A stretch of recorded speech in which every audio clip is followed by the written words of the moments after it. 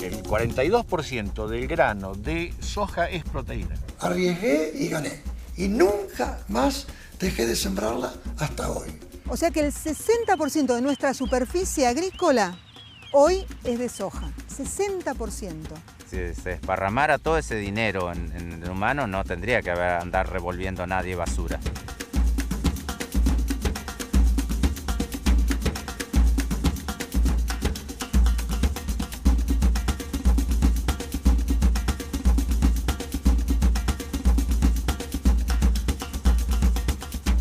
Pergamino es una ciudad ubicada al norte de la provincia de Buenos Aires, a 222 kilómetros de la ciudad de Buenos Aires y a 120 kilómetros de Rosario, Santa Fe. En 1997 fue declarada Capital Nacional de la Semilla, debido a su importante rol en la agricultura. Su historia está íntimamente relacionada con esta actividad. Las tierras que conforman Pergamino y sus alrededores recibieron a fines del siglo XIX a inmigrantes europeos. En una primera etapa, a productores irlandeses y escoceses. Años después, a colonos de España, de Francia y sobre todo de Italia.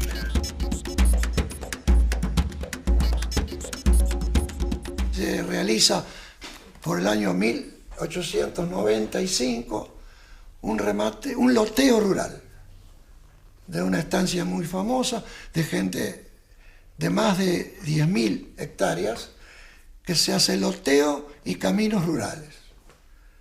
Ahí llega mi abuelo de Italia y en el remate compra la fracción que hoy todavía pertenece al mismo grupo familiar.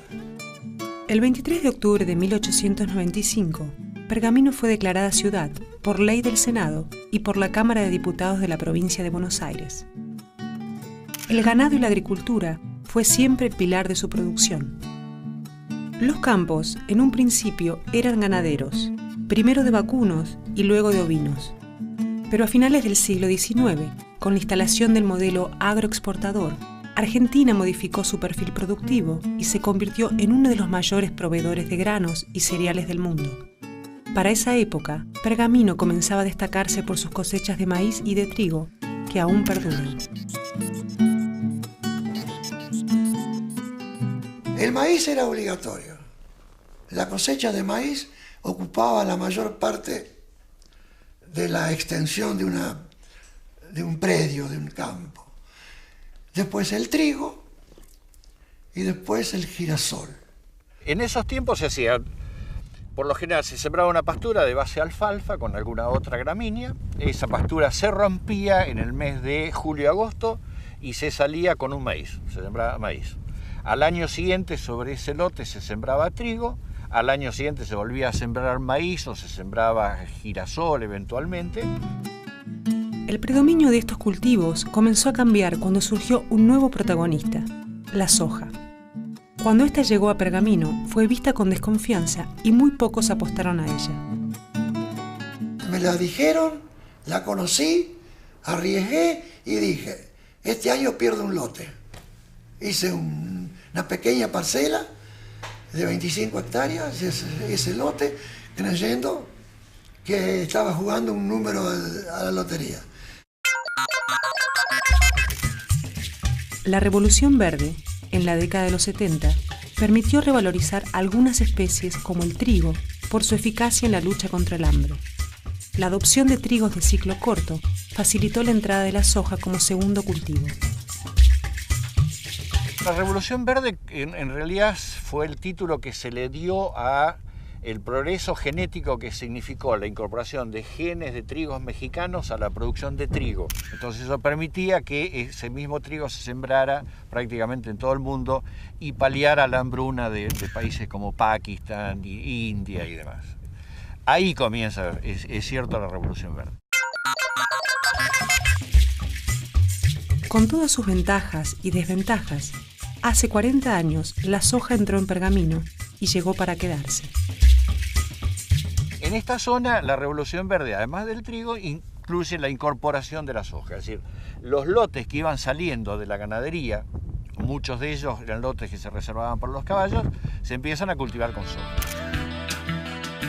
La soja es un cultivo originario de China que se introdujo con mucho éxito en los Estados Unidos y desde allí se distribuyó a América del Sur. Se encuentra en zonas templadas y subtropicales. Catalogada como de alto rendimiento, su producto se utiliza para la obtención de aceite y harina, esta última destinada a la alimentación del ganado. Esta es una planta no muy bien desarrollada de soja, en realidad porque esta rama verde no debería estar. Pero ustedes ven, tiene un eje central, ramas, y después tiene nudos donde se insertan las flores que después se transforman en las chauchas. ¿Ven? Estos se llaman nudos, estas son las chauchas. La gran rentabilidad de la soja hizo que este cultivo avance de manera indiscriminada, primero en el centro y norte de la región pampeana y más tarde en el norte del país. En la Argentina, entre 1970 y 2006, la superficie dedicada a su explotación pasó de 38.000 a 16 millones de hectáreas. Sin embargo, no tuvo un desarrollo regular. Para comprenderlo, debemos tomar como clave el año 1996, año en que se dio el ingreso de la soja RR o transgénica. Se conoce con este nombre a una variedad de soja que fue modificada genéticamente para resistir a un herbicida barato como es el glifosato. El nombre comercial de este herbicida es Roundup. De allí surge la denominación de la soja como RR, resistente al Roundup. Su irrupción simplificó el modo de producción, abarató los costos y fue uno de los motores de su crecimiento. Esto explica por qué, entre 1970 y 1996, la superficie cultivada llegó a 4 millones de hectáreas, y entre 1996 y 2008 aumentó a 17 millones. El fenómeno no se detiene.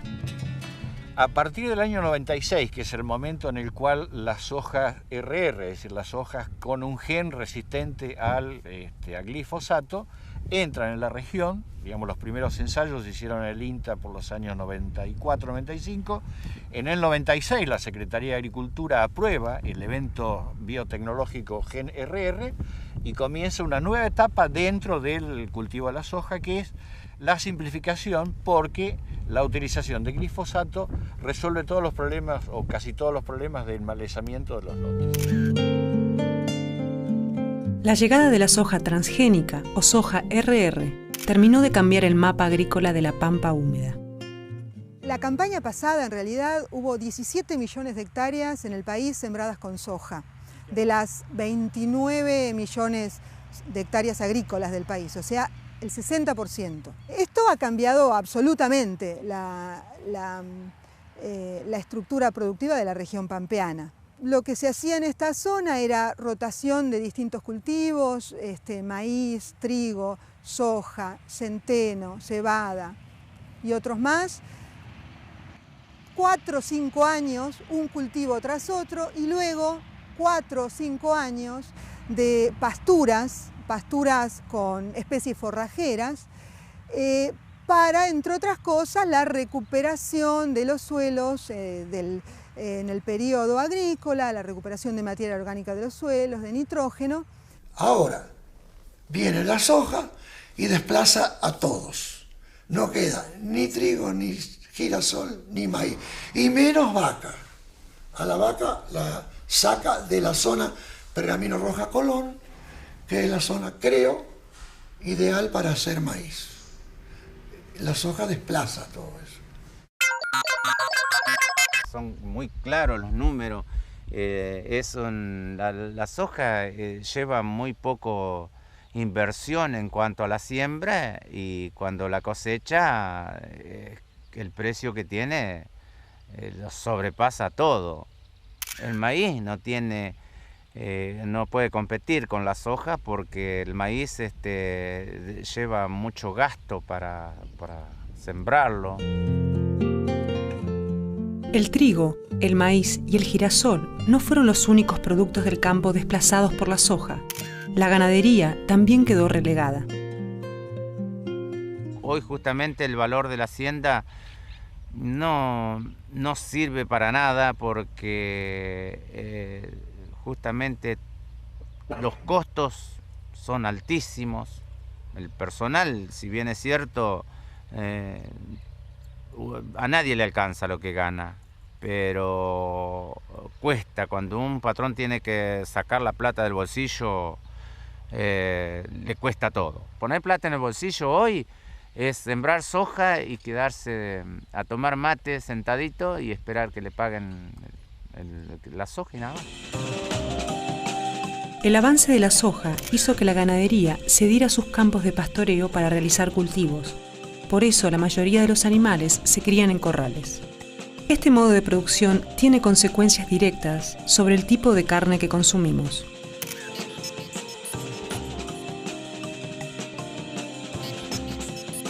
Nosotros dejamos de ser ese país donde la realidad, en realidad decía que éramos el país de producción de carne de excelente calidad, carne hecha a campo.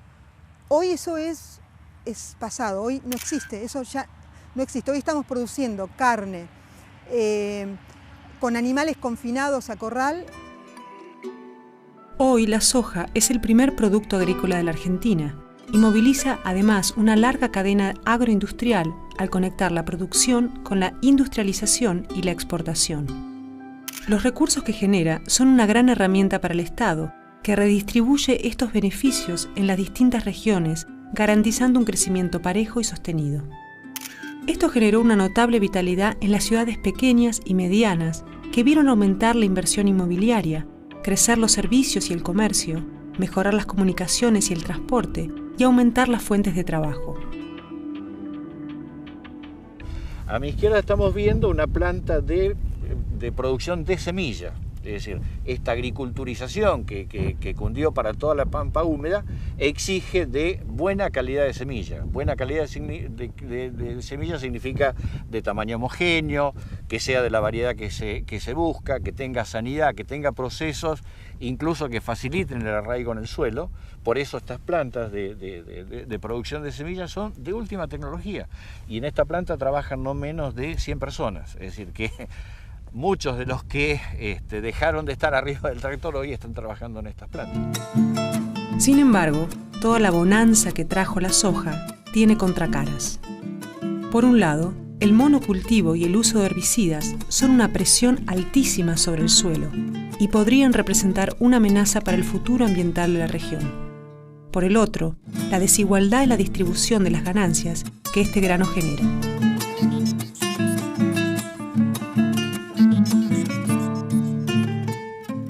En Pergamino, como en varios lugares de la Argentina, la soja es sinónimo de prosperidad. Sus rentas dinamizan la inversión estatal y vuelven a la población en forma de servicios y obras de infraestructura. Pero el grueso de sus ganancias termina concentrado en pocas manos y reproduce el viejo modelo de concentración de tierras que genera tanto progreso como pobreza y desigualdad.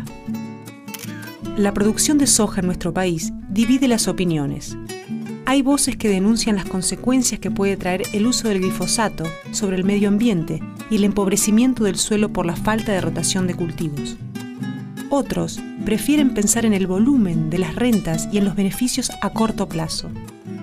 ¿Milagro verde o espejismo económico? Hoy la soja produce tantas ganancias como deudas.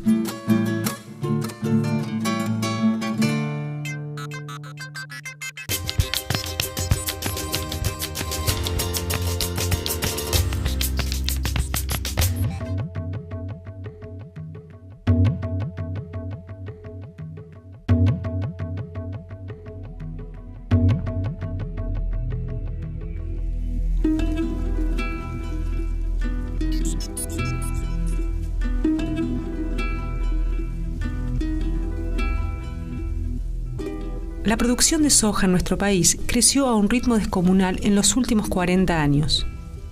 Este crecimiento se debe al alto precio internacional, a la aptitud natural del área pampeana, a la introducción de variedades genéticamente modificadas que permitieron reducir los costos de producción y a la adopción de nuevas tecnologías.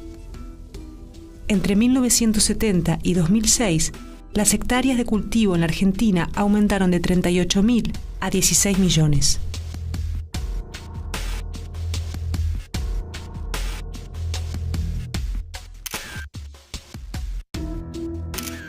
Hace una década que la soja es el primer producto agrícola argentino y genera además una larga cadena agroindustrial de la que muchos sectores se benefician.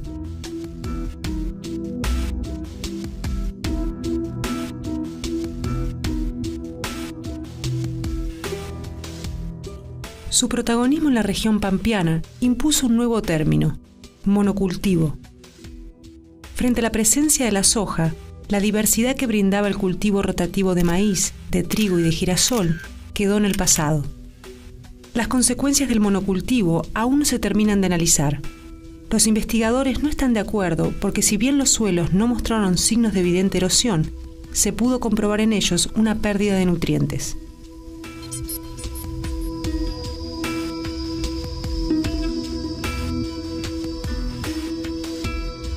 La expansión de la soja en la zona pampeana implica una presión sobre el suelo altísima, ¿no es cierto? Eso puede lograrse gracias a que la soja es una especie muy eficiente en la captura de nutrientes del suelo, mucho más eficiente que otros cultivos. Como la soja sigue produciendo en suelos que se están empobreciendo, uno tiene la idea de que el suelo sigue siendo fértil, pero la verdad es que esa expansión se hace a expensas de una pérdida de nutrientes y de la pérdida de la calidad ecosistémica del suelo, ¿no es cierto? Entonces, el balance de nitrógeno que queda después de un cultivo de soja es negativo. La aparición de un monocultivo lo que está haciendo también es empobrecer la biodiversidad del suelo. Y eso es gravísimo porque el suelo es un ecosistema que está formado por sus organismos. Al desaparecer los organismos que lo forman, estamos haciendo desaparecer aquello que entrega la calidad al suelo, que son los organismos, ¿no? Tampoco es para tomar como real el tema del monocultivo, porque en realidad hoy mismo en Pergamino sobre 200.000 hectáreas, el partido tiene 300.000 hectáreas. Hay 100.000 hectáreas que se hace ganadería, es decir, que se rota con ganadería. De las 200.000 hectáreas restantes, entre maíz, trigo, cebada, avena, arveja y algún cultivo más que me olvido por ahí, se cultivan unas 60.000 hectáreas. Es decir, que lo que se hace de soja de primera está entre 140 y 150.000 hectáreas. La llegada al país en 1996 de la llamada soja RR cambió totalmente el escenario.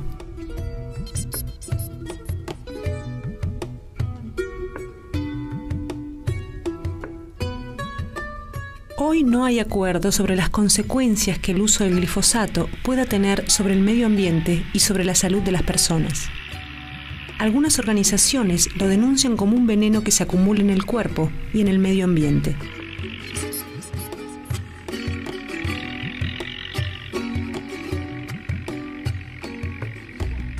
Realizar este cultivo requiere una primera aplicación de glifosato para eliminar las malezas que hayan quedado del cultivo anterior o las malezas que hayan salido durante el periodo de descanso, después la siembra y luego entre 2 y 4 aplicaciones de glifosato para eliminar a las malezas que vuelven a aparecer en el cultivo a medida que éste va creciendo.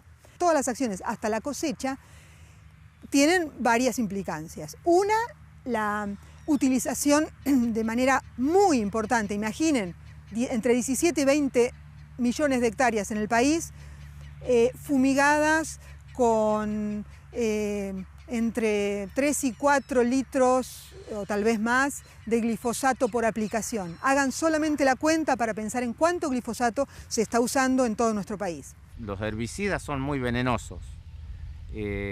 Creo que también eso nos está llevando a tantas enfermedades y qué sé yo, porque todo lo que sea así, hoy los rindes de las cosechas son muy buenos y todo lo que se quiera, pero también se le está poniendo mucha cosa artificial, que eso artificial me parece que trae consecuencias. Los productos que utilizamos hace 20 años atrás, como eran los órganos fosforados, los clorados, que eran los insecticidas más bravos y que eran tóxicos clase A, muy tóxicos, y que yo conozco de colegas fumigadores que han estado internados por utilizar esos productos y no tomar los recaudos necesarios, pero lo que nosotros leemos en los marbetes de los productos químicos es que hoy no estamos utilizando ningún producto que pase de ser tóxico clase D, que son levemente tóxicos, eso es lo que nos dicen los marbetes. Son venenos, y los venenos están diseñados para matar. Eso hay que tenerlo muy en cuenta, porque desde el momento que estamos tirando un veneno en el campo, estamos afectando procesos vitales. Esos procesos vitales se dan en vegetales, se dan en animales, se dan en seres humanos. Yo en los últimos años desconozco que se hayan producido intoxicaciones de muchachos que anden arriba de la máquina, como han dado uno, en la zona. Algunos dicen que es inocuo y otros dicen que es casi inocuo o es como si fuera inocuo. Decir que un veneno es inocuo es una irresponsabilidad total. Y si lo dice un profesional, peor. Los venenos agrícolas tienen 4 categorías. Cada categoría tiene un color. El color indica la toxicidad. Por supuesto que el glifosato es menos tóxico que otros venenos. No lo hace no tóxico, ser menos tóxico.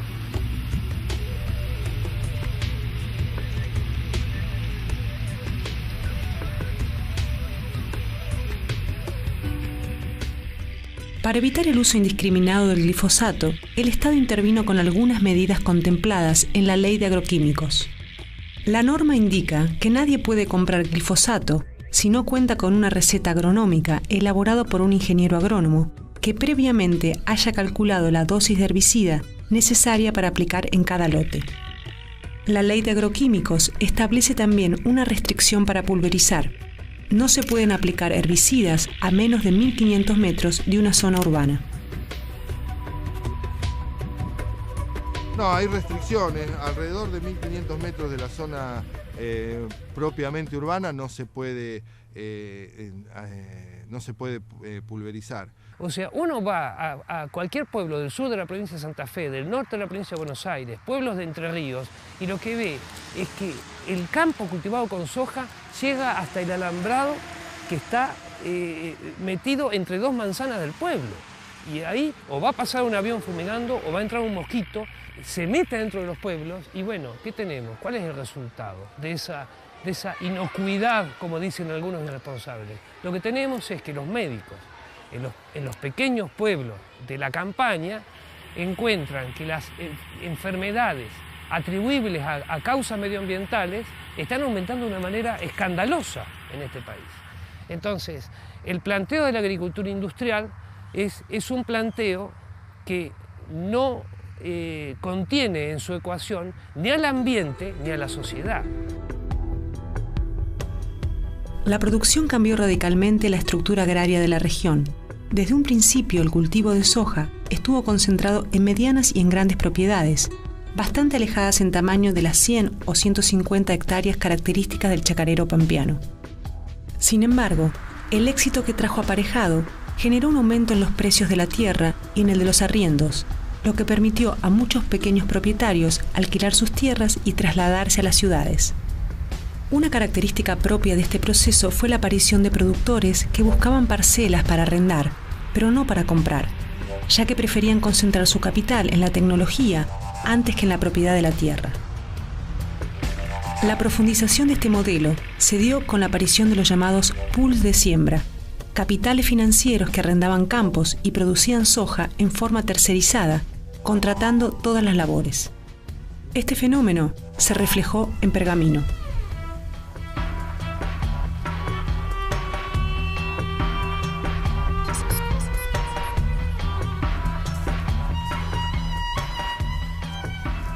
La pampa húmeda en realidad forma parte de una escasísima cantidad de tierras que hay en el planeta, que no suman más allá del 3 o del 4% de la superficie del planeta, que corresponden a suelos de regiones húmedas templadas. Esto explica el alto valor económico que tienen, porque tienen alta productividad y porque son un elemento escaso en realidad en la naturaleza.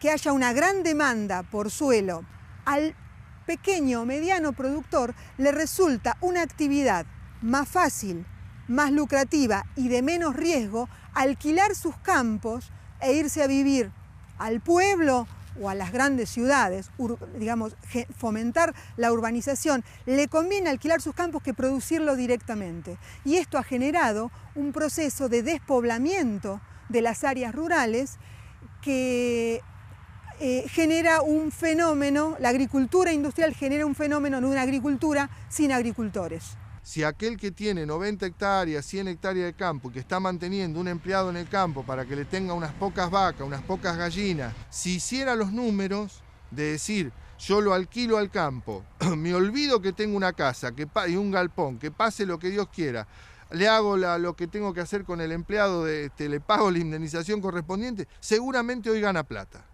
Hoy no queda nadie, se han ido todos. Éramos 2.000 pobladores de Pinzón, hoy hay 500 o 600. Eso se llama éxodo rural. Las luces de la ciudad se llevó toda la gente. Eso quiere decir que hoy los campos en nuestro país, de la pampa húmeda, no están siendo manejados en su mayoría por sus propios dueños, que son los que en realidad tienen más conciencia de que la ganancia de hoy está hipotecando el campo del mañana. No, en esto yo creo que hay que pensar que, en definitiva, la evolución es esta, ¿no es cierto? Yo qué sé, se ve muy romántico andar a caballo, pero recorrer los alambrados a las 9 de la mañana con una helada y estar hasta la 1 arriba del caballo no era una tarea francamente agradable, ¿eh? Hoy es mucho más cómodo hacerlo arriba de una 4x4 con un CD. Y esto forma parte, en definitiva, del desarrollo.